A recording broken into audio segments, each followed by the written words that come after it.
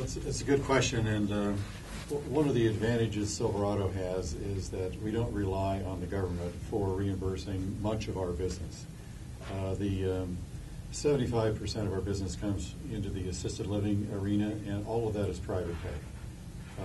We've got about 20% of our business that comes into hospice, and that's Medicare. Principally, there's a small slice of Medi-Cal or Medicaid in other states that go into hospice. So 98% of the hospice business is really Medicare.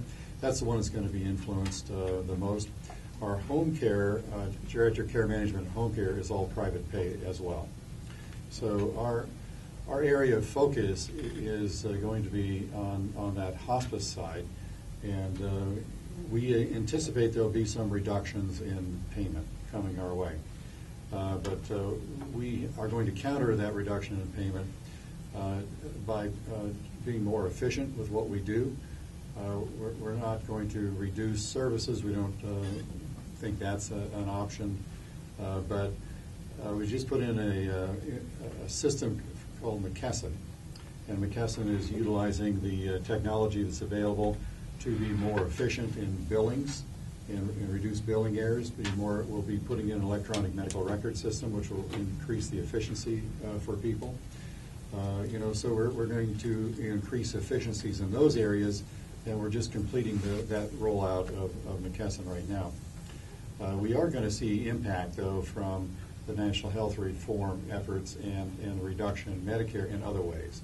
And there's going to be impact on us in terms of physicians willing to take private pay cases or take people under Medicare reimbursement, because there's a tremendous risk, I believe, that Medicare reimbursement for physicians will decline. And the number of physicians willing to take those cases that are good high-quality physicians are going to be reduced in number. Right now, to try to get a physician in California to take a Medi-Cal case, that's a really good physician.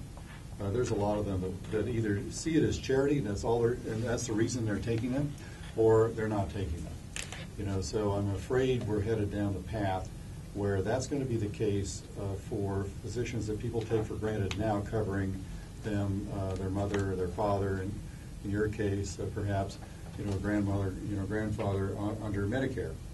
So we're going to have an alignment with high-quality physicians in our communities that are going to be in hospice and home care as well, that will accept Medicare reimbursement because of efficiencies that Silverado can provide to them. So if you are a physician coming to our Beverly Place community, let's say you can see 60, 70 people, and not that you have 60 or 70, but let's say you have 10 or 15 that you can come and see in that day. It's going to be a very efficient stop for you, and that'll make sense. So we've got to work in those ways. Also partner with concierge physicians and others that are going to be gearing themselves to private reimbursement. So we're going to be seeing our customers are going to be coming from both sides, the ones who can afford the concierge physician and the ones who can't, the ones who barely afford to stay there.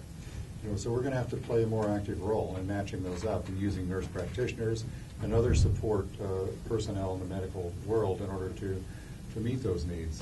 So we're going to see problems in that arena that we're going to have to address more so than some of the others.